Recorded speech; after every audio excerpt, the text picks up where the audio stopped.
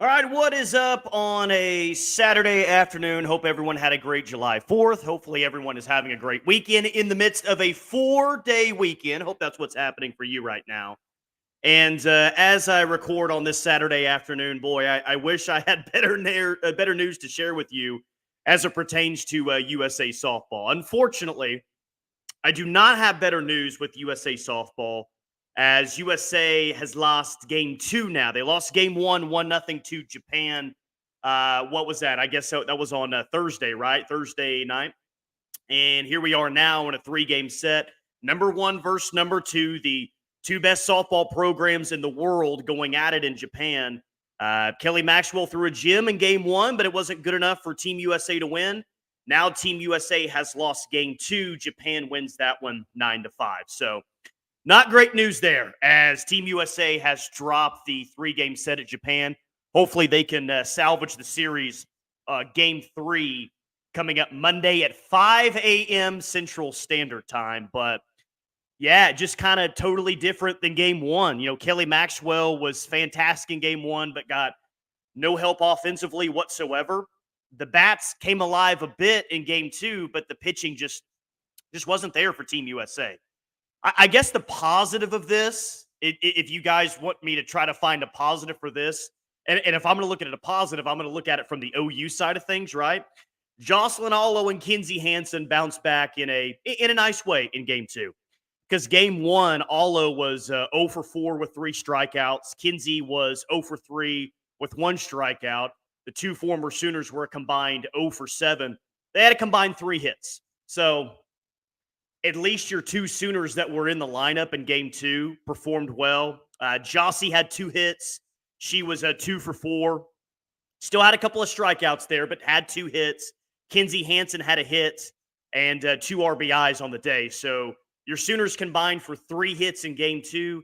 Kinzie Hansen gets the 2 RBIs. But why couldn't Kelly Maxwell have had that run support, right?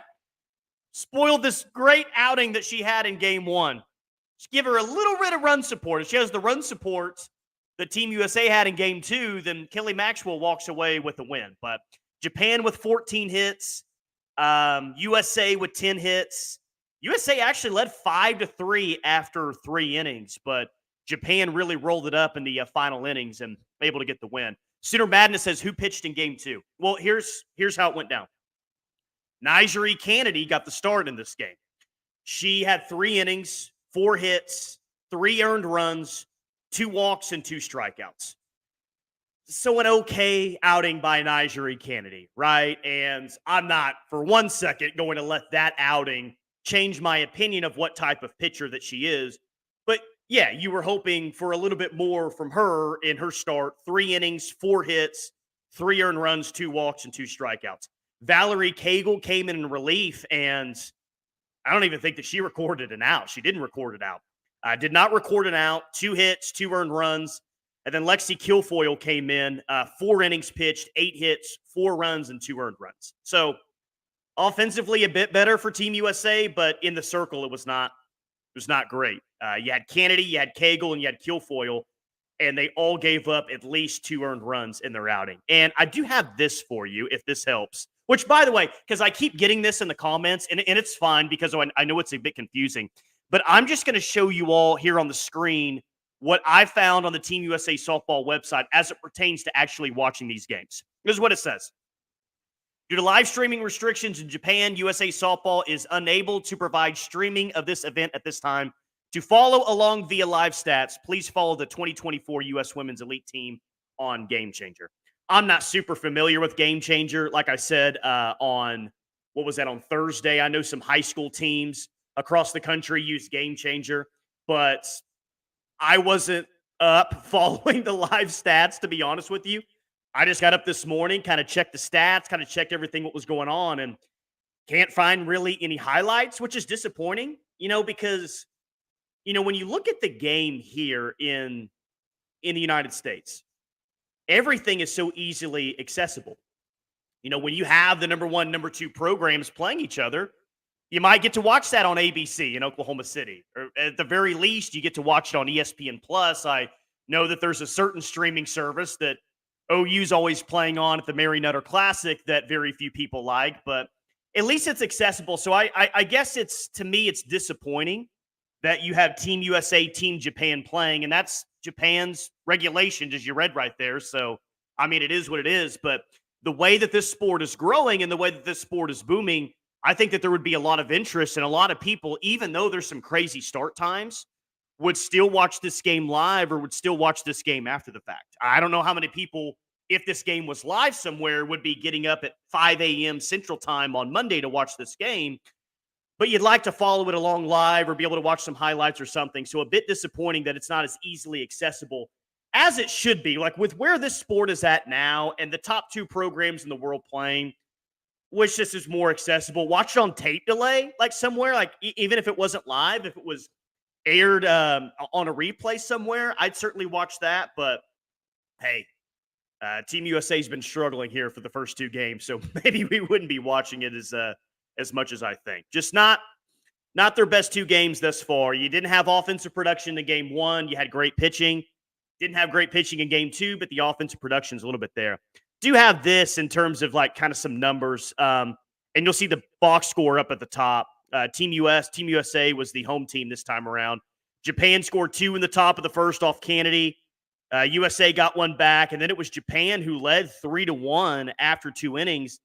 And then USA, I mean, they exploded in the third. They had that 4-run third inning, and you thought, all right, here you go, as if I'm watching it live. All right, here you go. I'm kind of following along after the fact like you guys. But you think a 5-3 third is like, all right, that's the offensive explosion that you might need to go ahead and win game 2 and put yourself in a rubber match in game 3. But they don't score again after that big third inning, and Japan scored in every single inning after the third inning as well. 5 RBIs on the day, of course. You had Kinzie Hansen with 2 of those RBIs, but just not good enough. Just not good enough for Team USA, and a bit disappointing that they haven't showed out better than what they have thus far. Hopefully they can win game 3. Maxwell needed the run support that Team USA had in game 2. Darn, Maxwell had a gym. Yeah, totally. And maybe this can change in game 3, but as of right now, Kelly Maxwell has been the star for Team USA. Not Skylar Wallace, not Jocelyn Alo, not Kinzie Hansen, not NiJaree Canady, not Jocelyn Erickson, not any other player that's been there. The player who's had the best showing so far in Japan has been the World Series MVP.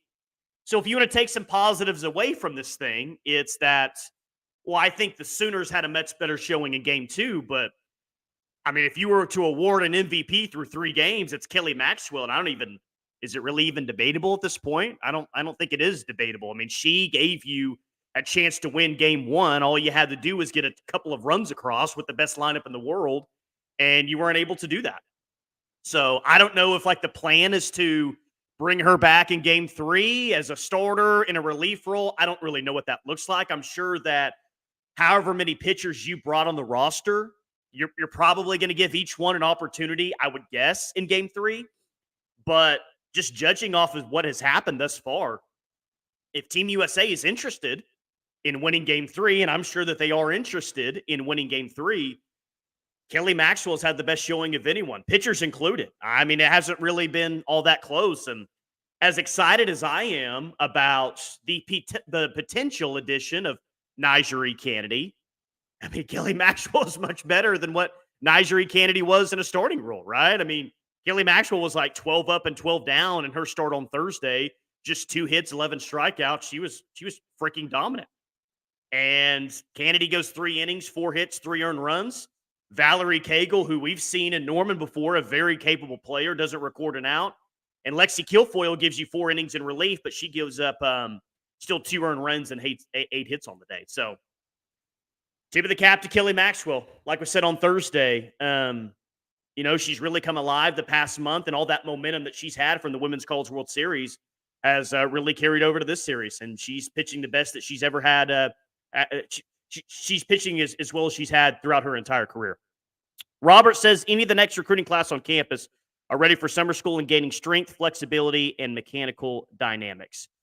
Are you asking that any of the next recruiting class on campus, or is that just kind of a statement there? Because they will soon be soon be on campus. And after we get throughout the whole portal cycle and we know exactly what this roster is going to look like next year, then we can really dive into what the roster looks like, kind of look ahead towards fall ball, and kind of start looking and seeing what some of these position battles are going to look like, because I think the fall is going to be extremely fun for this team, because I think that there is going to be competition. And there's always been competition. It's why you've seen, so many freshmen be able to come in and play right away, because there's competition there. Transfer portal players coming back. I mean, there's a few players that I think have secured their spot for next year, but by no means is there an early favorite at each position. There's going to be a lot of competition, and how we feel about those positions will change from August to November to March. Like we've seen it before, how much the lineup can change from game one to the last game of the season. And it's a healthy thing. It's a healthy thing for this program, and the healthy competition is not slowing down anytime soon, because OU's not adding very many players these days, if any, that don't have a chance to compete. I think everyone that they're adding via recruiting portal, whatever, everyone's a really, really good player. Some are proven players at other spots, and every player on the roster is going to give you a chance to win in the SEC and in the Women's College World Series and the postseason and beyond, and that's healthy for a program. Canady will be so much better with the coaches the Sooner have. I hope she talks to Maxwell. I'd be shocked if she hasn't talked to Kelly Maxwell throughout this process. I don't know how much they would have talked about the situation with OU or whatever, but I'm sure Kinzie Hansen's in her ear. Talked about that a few times, but I'd be very surprised if Kinzie Hansen wasn't in her ear. And I'm sure Kelly Maxwell is just probably telling her about the experience she's had. Because here's the thing. When you have a good experience somewhere and you really believe in what's going on at a particular program, what's going on at a particular school, you know what I mean? Like, I have no doubt that Kelly Maxwell is saying to herself right now, wow, that was a tough decision, but that was 100% the right decision to make. Like, I'm not trying to speak for Kelly Maxwell, but I think it's pretty obvious. I'd feel pretty good that would probably be her opinion of, man, that was not an easy decision at the time to leave Oklahoma State and go to OU. I knew all the hate that I was going to get when that happened, but that was the best single decision for me, right? I turned into the best softball player. I took it to another level. I helped this team win another national championship. So when you feel that way, yeah, I'm sure that you're way more apt to be like, hey, NiJaree Canady, I respect you. You got a lot of game, and you do what you want. It's your life. I know you got some offers on the table, but here was my experience, and here's how passionate I am about my experience because it was so great. Here's how Patty Gasso helped me through this situation. Here's how Jen Rocha helped me take my game to the next level. Here's how I, in Oklahoma City, performed as well as I have throughout my entire career. So if NiJaree Canady is interested in what Kelly Maxwell has to say, and I'm sure NiJaree Canady is interested in what the Women's College World Series most outstanding player has to say, and you know that there's some respect for her as well, Kelly Maxwell is going to say nothing but glowing things. Here's what they did for me. Here's what they can do for you. And here's how they can really set you up. So, yeah, and Kinzie Hansen, we know she's a dog, right? We know that she'll spread the good word about what's going on. And LFG by Jacoby Williams. He always comments with an LFG, and it always gets me hyped. I love that every single time. Game 3 coming up Monday at 5 a.m. Central Time. Who's going to be up for that one? Who's going to be following along with the live stats on that one? And again, in case you missed that one and you're wondering how to watch the game, well, good luck. Live streaming restrictions in Japan. USA Softball is unable to provide streaming of this event at the time. Please follow along via live stats. Please follow the 2024 U.S. Women's Elite Team on Game Changer. But it is nice to see, Jocelyn Alo get a couple of hits, Kinzie Hansen get a hit or two, or excuse me, one hit with 2 RBIs. And I have no idea if this affects things or not. Like, totally, I don't know. But the Olympics is coming to OKC in about 4 years' time. Like, we're pretty close to being like exactly 4 years. So I would think that Jocelyn Alo is probably going to be with Team USA in 4 years. I would think that there's a lot of players, be it Kinzie Hansen, Tiare Jennings, Jada Coleman, some of the players currently on the roster right now. Like, once the news came down a few weeks ago that Oklahoma City was going to get to host some of these Olympic Games, the thought was, well, how many Sooners, former Sooners, are going to be on that team? And I have no idea if it matters or not. But hey, the better that you perform in a Team USA uniform, it doesn't hurt your chances to be on the Olympic team in 4 years, right? It doesn't hurt. And I know that's a long way away. And obviously, these players are going to be 4 years older. Obviously, 4 years is a long time with how much talent we're seeing in the sport coming up right now. And there are some other players that are really going to emerge too. But again, like Jocelyn Alo performing well with Team USA won't hurt her chances in 4 years. Kinzie Hansen getting a 2 RBI hit today, it doesn't hurt her chances. Kelly Maxwell performing the best out of any Team USA player doesn't hurt her chances. So I like to see it just for like school pride, program pride, and that helps with recruiting. Everything helps in recruiting. And OU's got the best pitch of anyone out there. Hey, you want to come win a conference championship? Let's go. National championship? Let's go. Best fans, best facility, best conference, all that. But everything can be used in recruiting. And when you have players that are performing at a high level with Team USA, that doesn't hurt your chances either. So, yeah, I mean, I wish Team USA would have gone out to Japan and won the series, of course, just like pretty much everyone that's in here right now. But if you want to take away some positives and apply it to OU, then there's that. Is that Alo and Kinzie had good bounce back game 2 games. Kelly Maxwell has been the most outstanding player for Team USA thus far. You can use that in recruiting, and maybe it gives them more opportunities moving forward. And hey, maybe we're in 4 years, we're talking about those 3 players, if not more former Sooners who are on the team trying to win a gold medal. Hopefully that will be happening. Sooner Madness, will Doc Maxwell still be on campus next year? No, she's going to vet school. Vet school is what Dr. Maxwell is doing, which I love that people started calling her the doctor after that. It was pretty cool. Texas Tech NIL rumor of large sum for Canady. Yeah, William, we have addressed that, and I cannot confirm that this is the case. I haven't spoken to enough people to say that absolutely 100% this is the case, but kind of feels like Tech might have the largest NIL number on the table right now. And if Texas Tech ever wanted to have an opportunity for NiJaree Canady, guess what? They were going to have the largest NIL offer on the table, and by a large number. And kind of talked about this once it happened, is that, who's to stop someone that's really ready to compete on a big stage with college, like a program that has, maybe never been to Oklahoma City or doesn't routinely compete for a chance to get to OKC. Maybe even a program that doesn't routinely get to a super regional. I mean, that's Texas Tech, right? I mean, how often are they even in a regional at this point? But this is an opportunity for someone, seeing as how NiJaree Canady has carried Stanford for the past couple of years. If you've got enough money and you've got the want to throw out a massive NIL offer to NiJaree Canady, can help change the trajectory of your program. And we talked about some of those programs, the non-traditional programs, that maybe someone does that and tries to get their softball program on the map. Sounds like that's Texas Tech's mindset right now. Of course, they've got the new coach. They've got the new staff out there. They're trying to really revamp their softball program. And NiJaree Canady would give them a lot of buzz. Would give them a lot of buzz for sure. I don't think that she would go to Texas Tech, but if the number is as crazy as the rumor is, then I can't say that they have zero chance. I still think she goes to Oklahoma, but all is kind of quiet now on the front, and I think all will continue to be quiet as this team was in Japan right now.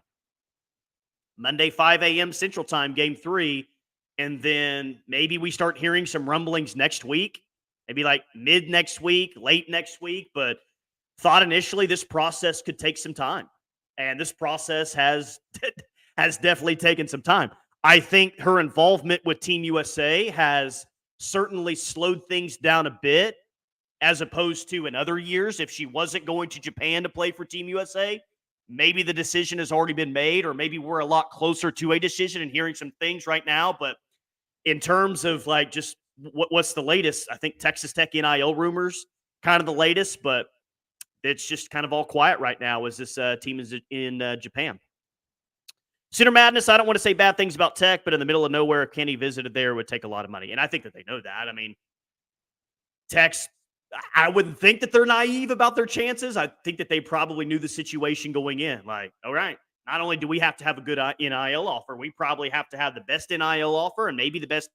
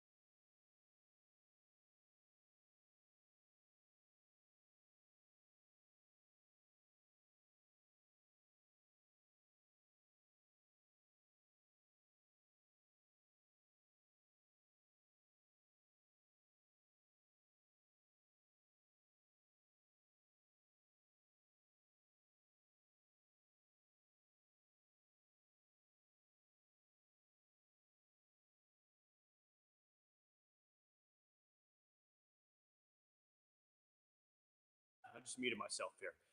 You're going to have, you're going to see a crowd that's way more into it because I think that I think people know what the challenge is going to be like.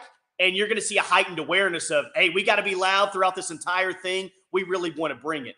Because the OU Texas crowd for a long time, is my sound back here? I don't know why I lost audio all of a sudden. I think I'm back now. Sorry about that, guys. But I think the OU Texas crowd, like the OU fans that go to Dallas, have always been a little bit different than the 11 a.m. crowd that takes on UCF. And now with games in the afternoon, games at night, all of that, yeah, I mean, you're going to see better kickoff time. So will OU ever be looked at in the next 2 years as the toughest environment in the SEC? Maybe not.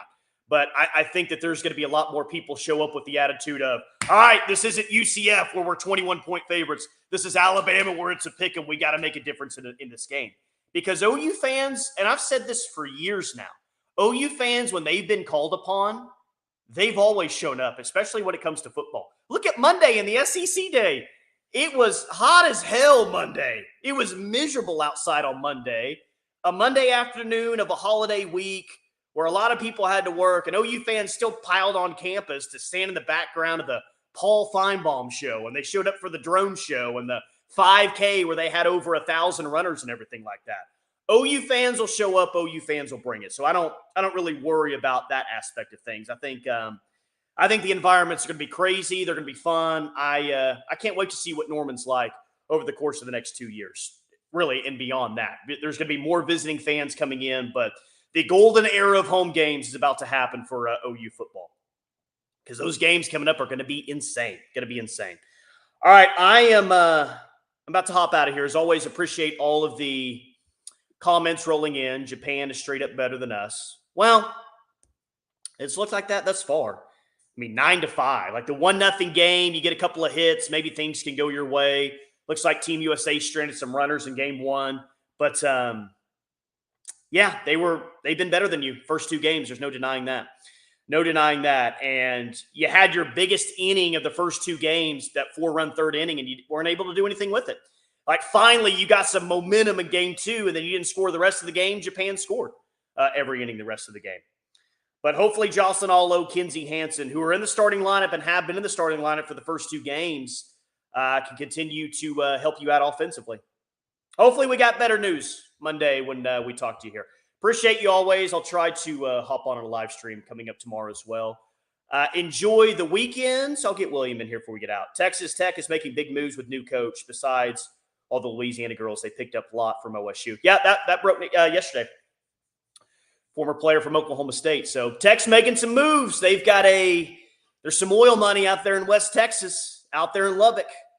And they're trying to get competitive in softball with the new head coach out there. We'll see if they do that. Big 12 softball will be interesting to see who kind of takes over that league. Oklahoma State probably has the best chance to win that league routinely, but Utah's been a good program recently. Baylor's been a solid program recently. BYU, of course, was good offensively a year ago. We see what they can do with that program, but got to think Oklahoma State probably in the best position to, control things in the Big 12 moving forward, but it's going to be a competitive league. Baylor, good program as well. All right, talk to you tomorrow. Appreciate you guys. As always, enjoy the weekend.